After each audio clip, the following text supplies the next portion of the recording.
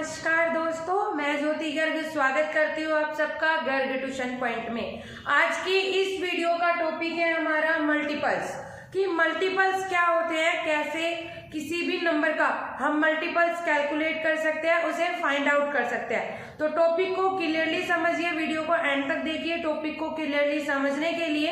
और अगर मेरा पढ़ाया हुआ आपको पसंद आए तो ही मेरे चैनल को लाइक, शेयर एंड सब्सक्राइब कीजिए।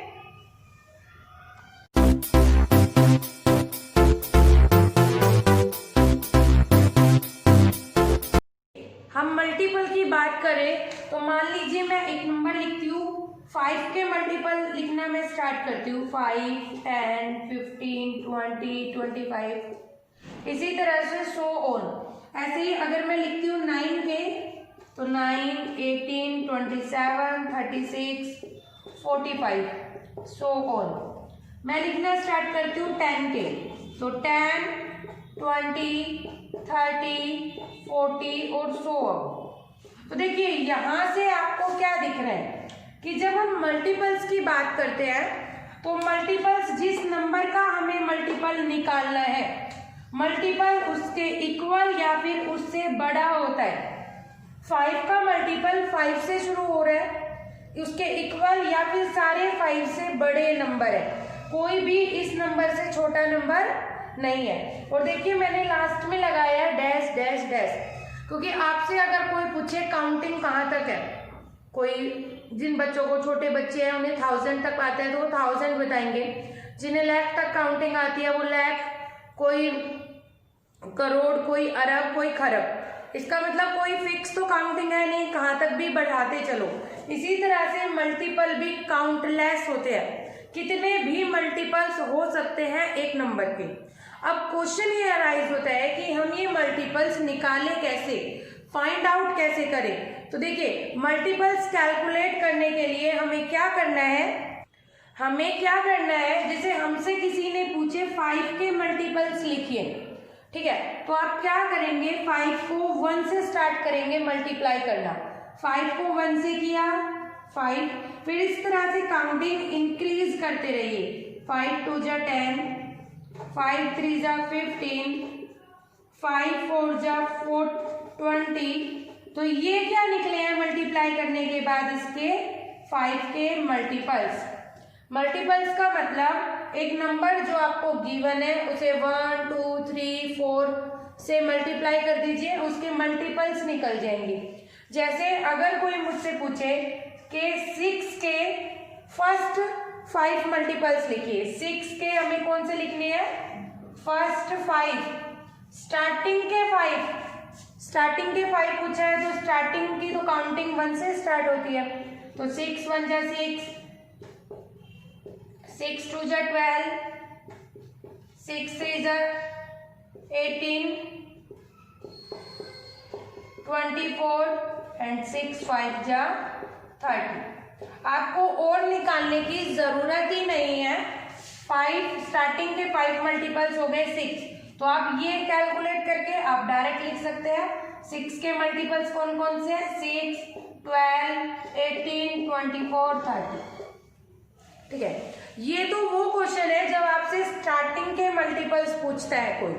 अब अगर कोई बीच में हमसे मल्टीपल्स पूछ ले, बीच का मतलब होता है अगर हमसे पूछ ले 8 का हमें 10th मल्टीपल बताइए, 10th मल्टीपल बताइए। तो आप देखिए हमने फर्स्ट 5 पूछे थे तो 1 2 3 4 5 तक गए। 10 का पूछा है तो आप क्या करेंगे, इसे डायरेक्ट 10 से मल्टीप्लाई कर देंगे, तो 8 का 10th मल्टीपल क्या हो जाएगा, 80। आया समझ में। मल्टीपल क्या होते हैं, मल्टीपल होता है मल्टीप्लाई करना, किसी नंबर को काउंटिंग से 1 2 3 4 5 से मल्टीप्लाई करके जो आंसर निकलता है वो होते हैं उस नंबर के मल्टीपल्स। अगर आपसे स्टार्टिंग के पूछे, देखिए कभी भी आपसे आखिरी के नहीं पूछेगा क्योंकि हमारी काउंटिंग काउंटलेस होती है, हम उन्हें काउंट नहीं कर सकते।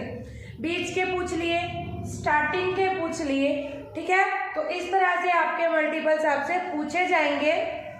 इसी तरह से अगर एक दो एग्जाम्पल की बात करें, कोई आपसे पूछता है थर्ड मल्टीपल ऑफ 196, 196 का थर्ड मल्टीपल बताइए, तो आप डायरेक्ट क्या करेंगे, 196 को 3 से मल्टीप्लाई करेंगे, जो आंसर आया वो क्या हो गया आपका मल्टीपल। ठीक है स्टूडेंट, क्लियर कि कैसे हम मल्टीपल्स को फाइंड आउट करते हैं, कैलकुलेट करते हैं।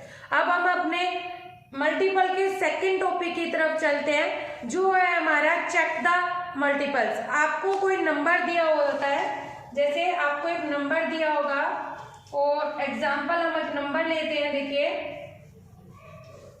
आपसे कहेंगे चेक द मल्टीपल्स, चेक 3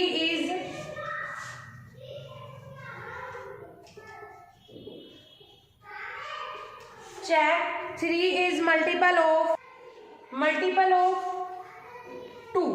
आपसे ये पूछ रहा है, ये चेक करके बताओ कि 2 का मल्टीपल 3 2 का मल्टीपल होता है या नहीं। इस केसेस में क्या करना है, जिसको नंबर को चेक करना है उसे अंदर, और जिसके मल्टीपल की बात पूछी है उसे बाहर लिख के इसे डिवाइड करेंगे। 2 1 जा 2, यहाँ रिमाइंडर बच गया। अगर आपका कुछ रिमाइंडर बचता है तो इस क्वेश्चन का आंसर है नो,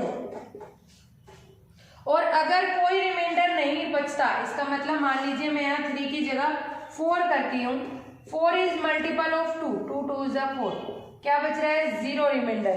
तो इस केस में क्या आ जाएगा आंसर, यस। जब आपको किसी का मल्टीपल चेक करना है तो आपको क्या करना है, उन्हें डिवाइड करना है, और डिवाइड करने पर if remainder is equal to 0, अगर रिमाइंडर 0 आता है तो आपका आंसर होगा यस, और अगर रिमाइंडर ग्रेटर देन 0 है, इसका मतलब 0 से बड़ा 1 2 3 4 5 कुछ भी, एनीथिंग एल्स 0 के अलावा कुछ भी नंबर है तो आप लिखेंगे आंसर नो।